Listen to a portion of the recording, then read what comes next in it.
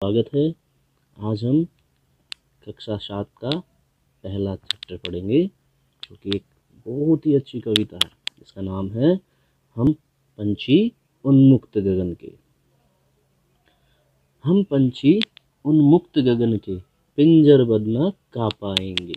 कनक तीलियों से टकराकर पुलकित पंख टूट जाएंगे। यानी इसमें जो कवि है वो पंछियों के माध्यम से आज़ादी की बात कर रहा है। यानी जो पंछी हैं वो कह रहे हैं कि हमें पिंजरे में बंद मत रखो, हम पिंजरे में बंद रहकर गा नहीं पाएंगे।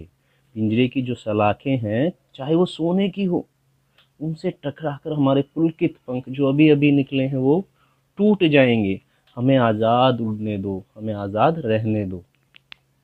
देखो बच्चों, इस कविता में जो कवि है वो पंछियों के माध्यम से हमें आज़ादी की महत्वता बता रहा है। यानी हम आज़ाद रहते हैं तो खुश रहते हैं, पिंजरे में बंद रहते हैं तो दुखी रहते हैं। जैसे कि मान लो हमें एक कमरे में बंद कर दिया जाए, हम उस कमरे में रहने लगें और हमें उस कमरे में सारी सुख सुविधाएं दी जाए, जो हमें चाहिए उस कमरे में हमें अवेलेबल करा दिया जाए। लेकिन कब तक हम रह सकते हैं उस कमरे में? सारी ज़िंदगी हम उस कमरे में बंद के नहीं रह सकते। हमें अपनी आज़ादी चाहिए, हम उस कमरे से बाहर निकलना चाहेंगे। हम अपने यार दोस्तों से, अपने रिश्तेदारों से मिलना चाहेंगे, बाहर घूमना चाहेंगे, प्राकृतिक चीज़ों का आनंद लेना चाहेंगे। ऐसे ही पंछी कह रहा है कि हमें उन्मुक्त गगन में उड़ने दो, हमें पिंजरे में बंद मत रखो। उसमें क्या होगा? हम घुट जाएंगे, हमारे पुलकित पंख टूट जाएंगे। हम बहता जल पीने वाले मर जाएंगे भूखे प्यासे। कहीं भली है कटुक निबोरी कनक कटोरी की मैदा से। इसमें पंछी कहता है कि हम जो पंछी हैं वो बहता जल पीने वाले हैं, यानी नदियों का, झरनों का, तालाबों का पानी पीने वाले हैं। हम मर जाएंगे, पिंजरे में बंद होके हम भूखे प्यासे मर जाएंगे। उसमें तुम सोने की कटोरी में मैदा रख दो, चाहे क्या कुछ भी खाने को दो, वो हम नहीं खा पाएंगे। क्यों?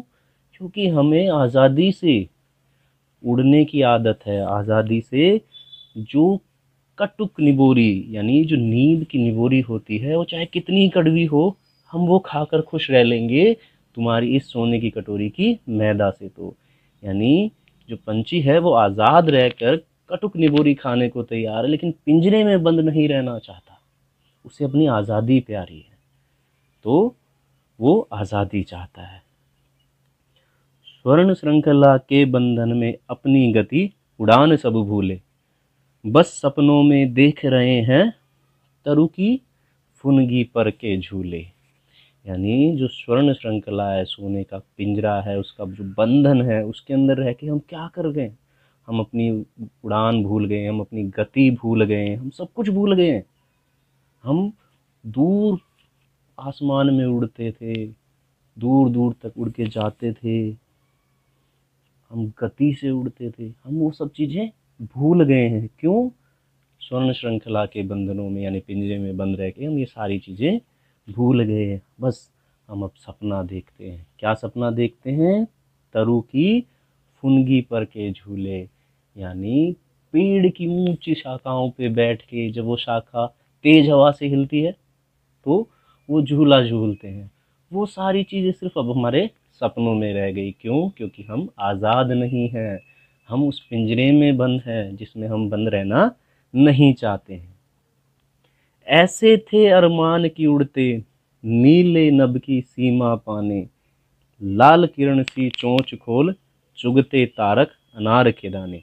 यानी इसमें कवि उनकी इच्छाएं बता रहा है कि उनकी इच्छाएं क्या थी। वो चाहते थे, उनके अरमान ये थे कि वो नीले नभ की सीमा पाने के लिए, यानी जहाँ तक आसमान की सीमा है उसको पाने के लिए उड़ना चाहते थे। उस उड़कर लाल किरण सी चोंच खोले, यानी सूर्य की सी लाल जो किरणें होती हैं उसकी तरह चोंच खोल कर चुगते तारक अनार के दाने, जन जो आसमान में जो तारे हैं उनको वो अनार के दाने समझकर चुगना चाहते, यानी वो सिर्फ उड़ना चाहते हैं आज़ादी से नीले नभ की सीमा में। होती सीमा हीन क्षितिज से, इन पंखों की होड़ा होड़ी, या तो क्षितिज मिलन बन जाता या तंती सांसों की डोरी। यानी जो सीमाहीन क्षितिज है, यानी जिसकी कोई सीमा नहीं है, उसके ऊपर हम उड़ते, अपने यार दोस्तों से होड़ा होड़ करते, यानी उनके साथ कंपटीशन करते उड़ने का, कि कौन कितनी दूर तक उड़ सकता है, कौन क्षितिज की सीमा पा सकता है। सीमा हीन क्षितिज की पाने के लिए उनमें होड़ मचती। तो या तो वो क्षितिज की सीमा पा लेते, या फिर थककर उनकी सांसों की डोरी टूट जाती। नीड़ न दो चाहे टहनी का, आश्रय छिन भिन कर डालो, लेकिन पंख दिए हैं तो आकुल उड़ान में विघ्न न डालो। यानी पंछी कहते हैं कि जो हमें घोंसला दिया है, हमें जो टहनी दी है, वो सब छीन लो हमसे, हमारा आश्रय छिन्न भिन्न कर दो, लेकिन जो हमें पंख दिए हैं, उनसे जो हम उड़ रहे हैं उसमें विघ्न मत डालो, उसमें अड़चन मत डालो, हमें पिंजरे में बंद करके मत रखो, क्योंकि हम उसमें बंद रह जाएंगे तो हम उड़ना भूल जाएंगे, सपने देखना भूल जाएंगे, हम अपना जीवन जीना भूल जाएंगे। तो इसमें कवि पूरी कविता के माध्यम से ये कहना चाहता है कि आज़ादी का महत्व हमें समझना चाहिए। जैसे वो पंछी के माध्यम से आज़ादी का महत्व हमें समझाना चाह रहा है कि हम, जैसे पंछी आज़ाद रहता है तो नीले आसमान में उड़ता है, उड़कर अपनी इच्छाएं पूरी करता है, दूर क्षितिज तक उड़ता है, आसमान के तारों को अनार के दाने समझकर खाने की कोशिश करता है। वो ये सब चीज़ें क्यों कह रहा है? क्योंकि वो आज़ाद है, आज़ादी चाहता है पंछी।